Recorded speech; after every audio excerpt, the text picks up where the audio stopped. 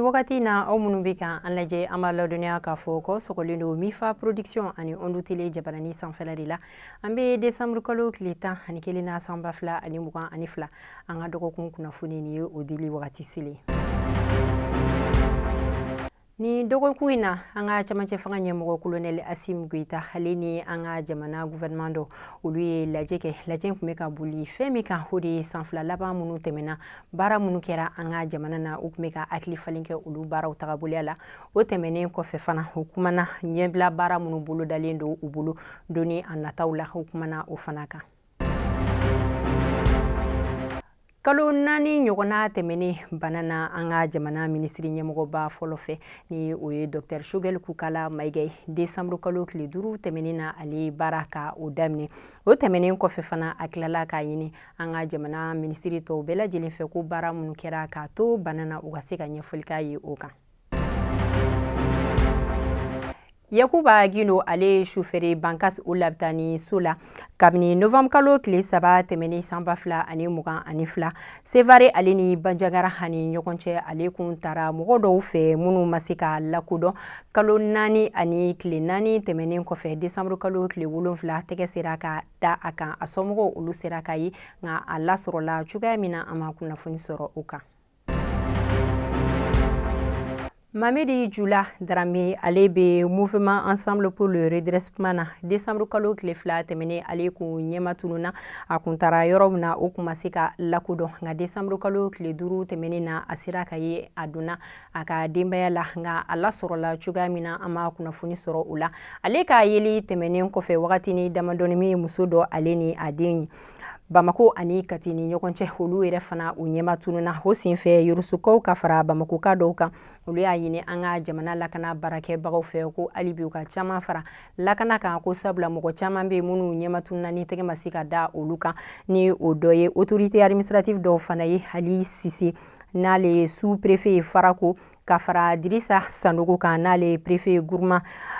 Ararus la olu ɲɛma tununa kabini san 2019 ani san 2020 olu tɛmɛnen kɔfɛ kunnafonidila baarakɛla dɔw ni o ye Amadou Niali Boli ka fara Musa Diko kan ani Olivier Dubois olu tununa san 2020 ka taa se san 2021 ma olu ta tɛmɛnen kɔfɛ Birama Ture n'ale yɛrɛ fana ye kunnafonidila ye ale tununa san 2016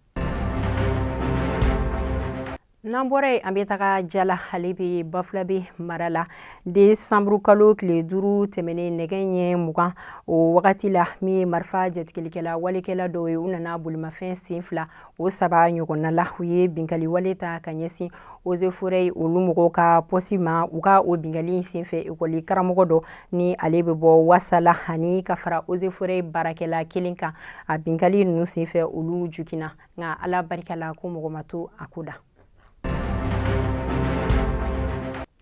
hali bi Bafulabe mara la kɛrɛnkɛrɛnnenya la ni o ye Mayina ye décembre kalo tile 3 tɛmɛnen ni ye muso lasirilen dɔ kun ye n'a si kun bɛ taa san 36 la ale kun bɛ finiko la ka a to finiko la kelen ka tɛgɛ bɔ o la a taara frigo la ni ka a tɛgɛ don o la ni courant ye masi kɛ a kun nɔrɔla frigo la o senfɛ u taara ni a ye lapitani so la a kɛlen ka se ka sanga dɔɔni kɛ a ye diɲɛ to a fatura ka den 5 ko o de to a kɔ a ka janaja o kɛra Mayina décembre kalo tile 4 tɛmɛnen